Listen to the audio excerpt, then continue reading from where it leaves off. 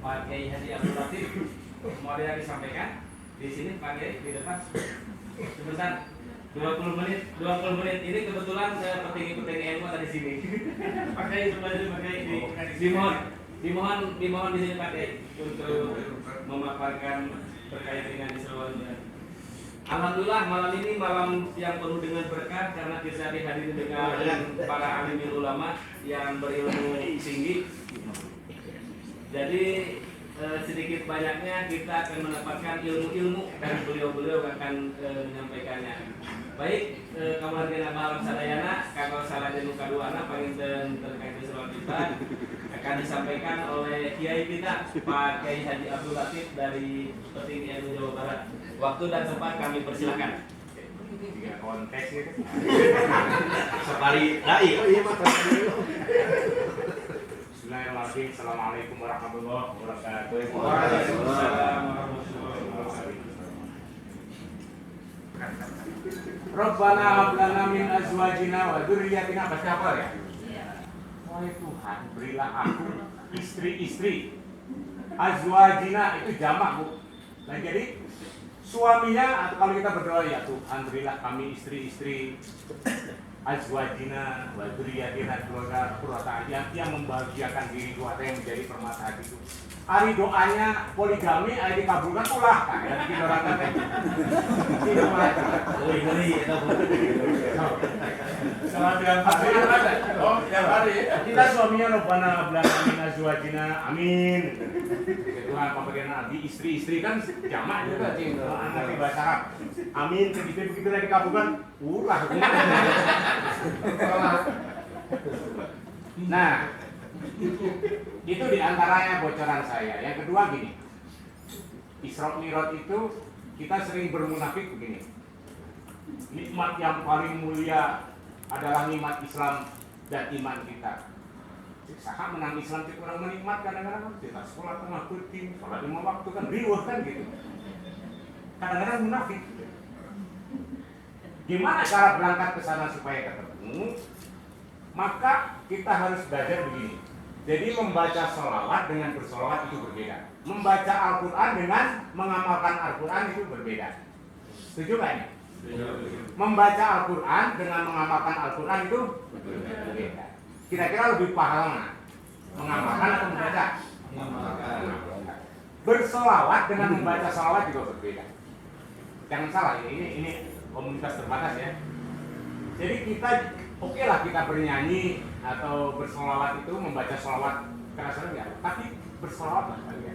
Maksudnya bersolawat tapi hadiah Isra Mi'raj itu malaikat hanya bisa di langit ke-6. Tidak bisa untuk khusus ketemu Gusti Allah itu. Maka dikasih hadiah sholat, sholawat, silaturahim, tawasul sama itu satu kalimat. As-sholah itu bermakna al-habl atau artinya nyambung, koneksi. Ibu itu membaca sholawat keras-keras itu sama dengan punya HP bagus, RAM-nya bagus, harganya mahal, tapi tidak terkoneksi, tidak online. Nah, hadiah sholat tadi, jadi hadiah sholat tadi yang dimaksudnya begini. As-sholah itu kalau hubungan atau as-sholah itu dimana al-hab atau nyambung, koneksi. Kalau hubungan kita dengan manusia namanya silaturahim, sholat sama. Kalau ke Kanjeng Nabi, sholawat. Kalau ke Gusti Allah, sholat. Kalimatnya sama. Kalau ke almarhum, tawasul sama. Bagaimana orang supaya bisa sholat? Satu, kalau kita harus bersahadat atau beriman kepada Allah. Kita nggak usah ngomongnya itu udah diajarin Al-Quran itu bukan bahasa Arab ya, bahasa Quran sendiri sebenarnya. Kebetulan saya dari bahasa Arab.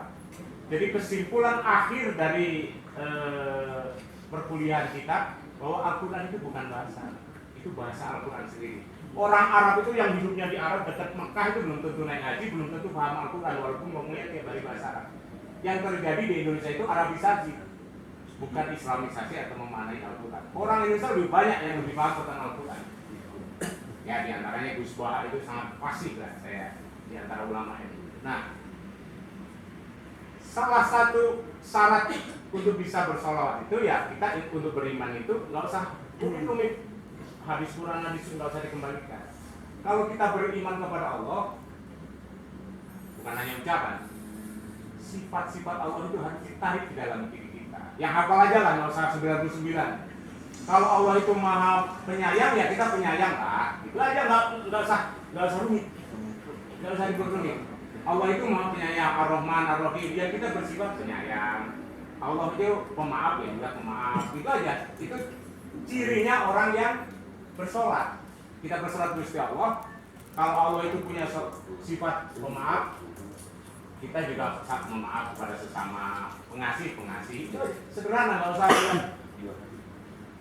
casing yang sholat 5 waktu tadi yang begitu, tidak. Kalau sholat 5 waktu nanti kan ajangan diurut. Hari waktu, hari itu kan dibikin orang. Hari ini hari Jumat. Siapa yang memulai tentukan hari Jumat? Gimana kalau hari ini disepakati tahu-tahu hari ini hari Minggu? Itu kan bikinan orang. Senin, Selasa, Rabu, Kamis, Jumat itu kapan dimulainya? Tanggal juga itu kesepakatan orang. Hari ini tanggal 1. Kalau orang memulainya besok, kalau secara konsorsium seluruh dunia menyepakati, atau jam sekarang ini jam 9. Kalau menyepakati dunia, ini dirubah dari jam 8, bisa saja. Itu kan bikinan orang. Maka harus terlepas yang disebut sholat daim tadi udah mulai masuk. Ya, jadi gini, syarat kita harus beriman. Tanda-tanda orang beriman itu kepada Allah itu memiliki sifat-sifat Allah yang ada pada diri kita. Itu saja satu. Itu aja. Nggak usah dalil banyak-banyak. Nggak ketemu nanti. Capek kemana-mana nyari cahaya orang, cahaya dalam diri kita dihilangkan. Itu bahaya. Kebanyakan orang kan cari cahaya dari orang, dari ustaz, dari mana. Di diri kita ini dilupakan di badan. Sebagai muslim, jadi Bu, sebagai muslim saya pribadi ya, bukan untuk yang lain. Saya menghindari untuk mengeluh. Yang saya sepahit apapun penderitaan, saya terima sebagai kifarat barangkali saya ada dosa. Kalaupun saya sakit, ya. Kalaupun saya sakit, orang yang sedang sakit itu disayang oleh Gusti Allah dan doanya makbul sebagaimana doanya para malaikat tadi hadisnya. Kalau ada orang sakit, kata Nabi, datangilah dan mintalah doa darinya. Di orang pun terlazim itu ada ajangan sakit, picing ajangan mendoakan Nabi. Padahal ajangannya kan begitu. Orang itu sedang mustajab doanya sama dengan malaikat. Kalau ada orang yang sedang sakit, maka datangilah dan mintalah doa. Karena doanya mustajab. Kalau dia kenal Tuhan, kalau enggak ya sama saja kan begitu ya. Nah, itu saja barangkali sekedar ini. Sebab kalau secara syariat Ibu, punten ya, yang biasa kita sholat jadi casing juga kita pakai, software juga kita pakai. Intinya orang sholat itu hanya 3 kan, 1 niat, 2 rukuk, 3 sujud kan, itu aja. Yang paling inti kan itu sebenarnya. Walaupun ada 13 ya, yang macam-macam. Ada orang ruku, ada rukun ruku, ya. Kalau ini terhalang rambut, apalagi punten ya. Sujud, kalau ini terhalang rambut, sujudnya tidak sah. Kalau sujudnya tidak sah, maka sholatnya tidak sah. Punten, jika agin gitu, menurut sholat tidak sah. Itu secara syariat, atau numpak kayak gitu, secara syariat. Ini terhalang ya. Makanya kalau kiai itu walaupun kayak udah kan begini ya. Nah, ini dia. Rukun sujud ya. Kalau kita berdebat di syariat, di cara fikih, rusak. Kemudian Nabi seumur hidup tidak pernah sholat kecuali di tanah. Ada yang kita sholat di tanah? Ada di syariat, riwayat. Nabi seumur hidup tidak pernah sholat kecuali nempel tangan kaki di tanah. Makanya frekuensi kita ke Gusti Allah nyambung, pasti nyambung lah ke langit. Pernah sholat ke tanah? Wah, jauh. Frekuensi bumi sebagai ibu kita, bumi itu ibu kita. Kanjeng Nabi itu gini, sahabat ada anak orang kaya raya, kayak orang Cina lah, mohon maaf ya, Cina, karena anaknya satu-satunya meninggal itu takut, dikubur itu kan kasihan, kita kan kaya, dibungkus emas saja mampu, masa harus dikubur. Jadi semua sahabat, semua orang, Nabi pun nggak berani, nggak bisa, supaya anak itu dikubur di dalam tanah, nggak diikhlaskan, anak orang kaya raya. Lalu ada sahabat itu membisiki ibunya, terus si ibu itu mau anaknya dikubur. Datanglah Nabi nanya, wahai sahabat, bagaimana kamu bisa merayu si ibu itu kok anaknya mau dikubur. Zaman dulu saya bisikin, ibu sesungguhnya ibu sejati dari diri kita itu adalah tanah. Bagaimana mungkin anak itu mau didekap, mau dipeluk oleh ibu, ibu sejatinya kok oleh ibu nggak dikasihin, maka dikasihinlah oleh si ibu itu anak. Kan begitu. Zaman dulu udah begitu. Nabi menyatakan, sodakta, kamu adalah benar. Ajaran Sunda yang luar, mohon maaf ya, saya kebetulan kelahiran dari Sriwijaya sana, dari Palembang. Saya kagum ajaran Sunda itu, menganggap bumi itu sebagai hidup itu sama Nabi Muhammad juga sudah begitu. Ya, saya yang pelajari itu hidup di dunia ini dalam Sunda itu sakala, hidup di alam barzah itu niskala, kemudian ngahijina orang ka Gusti Allah itu jati niskala, kan tidur. Ajaran Sunda beda dengan pemerintah Sunda, dengan kerajaan Sunda. Walaupun saya juga belajar. Dari dulu pemerintah itu dengan rakyat berbeda ajaran agamanya. Saya ketemu di almarhum Kang Yan itu, ketemu ada orang Badui. Begitu saya tanya tentang agama, itu yang bikin saya merinding gitu. Dan ai Gusti nu disembah orang Badui itu no. Oh, itu bisa disebabkan, disebabkan batal. Dek kenakan hati saya. Gusti nu disembah ku abdi mau bisa disebabkan sarwa jeung batur, batal. Teu bisa disebabkan, cumanana. Teu wasa atau teu bisa. Walam yakun mustahil bisa sarwa kufuan ahad sesuatu. Kalau masih sarwa mah asma, ya Roman, ya Rogi, Walati, kan gitu asma. Kita ini penyakitnya tidak sholat itu tidak nyambung karena nyembah asma. Harus asma. Jadi menyembah Tuhan itu hasil imajinasi diri kita sendiri, hasil otak kita ngayal. Tuhan itu dihayalkan, disembah oleh diri kita, jadi menyembah hasil hayalan sendiri. Itu yang jadi soal. Nangis-nangis menciptakan Tuhan dalam hayalan berdasarkan kitab kering yang kita baca yang, nah, kira-kira begitu lah. Takut punten ya, ulah saya bertanggung jawab atas apa yang saya sampaikan. Nah, jadi kalau Kanjeng Nabi itu sholat plek nepek ke tanah itu asal usul orang, indung orang, nempel 7 anggota badan itu. Mau kita sekali-kali seumur hidup sebelum dikubur, sempatkanlah kajian era atau lagi mungkin sesekali lah sholat di tanahku atau bapak-bapaknya. Kita laksanakan. Benar tak? Sekali lah tong seumur-umur lah, jadi sholat seumur hidup sekali lah. Oke lah, kita anggap karpet ini sekarang berasal dari tanah, ya sudah kita maklumi tanah lah gitulah. Anggap aja begitu, nggak apa-apa. Atau keramik itu walaupun dari Cina sana atau bikinan orang Cina, bikinan orang-orang yang kata kita sebut orang kafir, ya kita buat sholat juga nggak apa-apa, dan anggap aja dari tanah.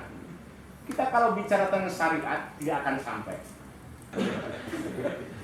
Jadi, tapi intinya begitu.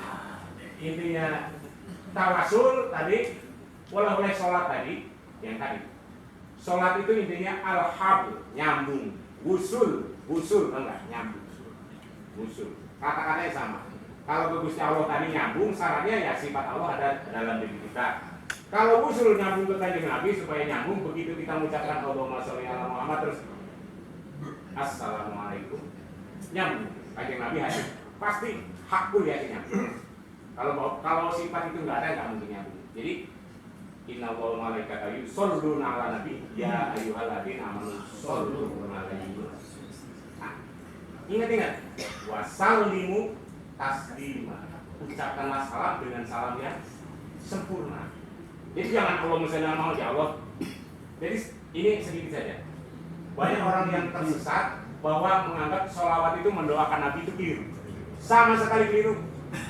Sholawat itu tidak mendoakan Nabi. Allahumma sholli, ya Tuhan sambungkan aku ke Kanjeng Nabi. Bukan sholawat serta salam mudah-mudahan dicurahkan ke Kanjeng Nabi. Nabi butuh naon? Eta termasuk kurang ajar. Umat yang sangat kurang ajar. Nabi tidak butuh doa, kita tidak butuh. Sama sekali tidak. Masa ada orang mendoakan Kanjeng Nabi, sholawat mendoakan, ada kiai ceramah, sholawat itu mendoakan Kanjeng Nabi supaya syafaatnya, supaya barokahnya datang di Allah. Nanti bedanya ke kita. Ngaji dari mana itu? Nggak ada itu. Allahumma sholli, wahai Tuhan, sambungkan aku, sholat itu sambungkan ala Sayyidina Muhammad, kepada Kanjeng Nabi. Jadi kita doa ke Tuhan supaya disambungkan ke Kanjeng Nabi. Karena sifat 4 Nabi sudah ada dalam diri kita.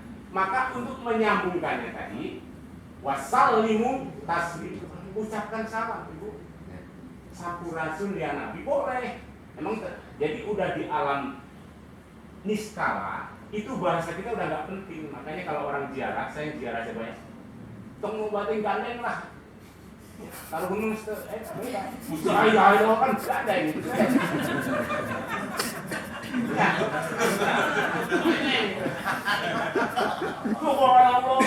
Ngerti saya juga itu kan ngegandeng.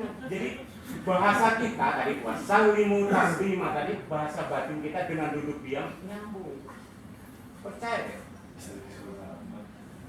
Maka orang Sunda saya kritik banyak kewargian atau padepokan kesundaan itu Sunda. Kenapa orang Sunda hilang tanahnya? Karena kalau tawasul yang ditawasulin orang-orang Arab sana, kalau guna karena ditawasulan, maka wajar orang Sunda kehilangan tanahnya.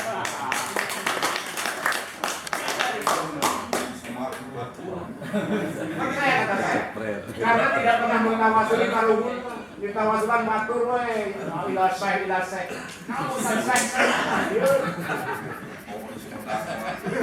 Gitu. Itu pengalaman pribadi saya yang saya yakin betul ya. Jadi yang tadi ya, wassalamu tasbih, ucapkan salam. Sampurasun ya Rasulullah. Datang, aku yakin percaya kata saya, merinding saya.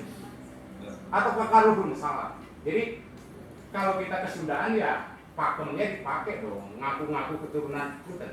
Kalau ngaku keturunan Raja Sumedang kan, pakemnya dipakai. Lu biasa dilakukan Raja Sumedang teh apa? Misalkan setiap tahun ada acara ritual apa? Enggak ada. Oh jolo-jolo ngaku, kan iya itu teh.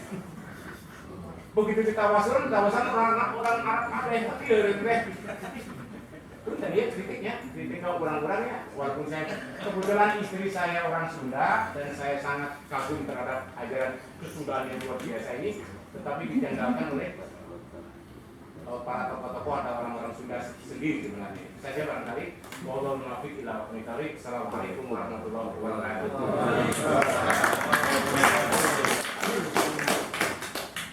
Alhamdulillah panginten pamungkas kurang sangat senuai ke guru dan sadayana di sana dua haji otek dari lagi ke kawasan. Ini satu acara simpuling berpromosi, simpuling anu ke Batur. Ayah pedagang dari Jajirat pakai kampung Ganis karena ikat bilih batin meser kan tadi ada jembatan makan duya hayang didoaan we kusadayana ye abdi dicalan ikat saur kata mudah-mudahan dicalan berkah panjang gitu kan di samping eta bilih anu bade meser mangga pangawasna mirah ieu abdi 150 Dan itu deh Bang Buya ulangi lah, maksudnya ikat itu sebenarnya siloka Sunda itu ditutupan diikat sirah atau ngobatin pakai otak yang panggil ke Gusti Allah itu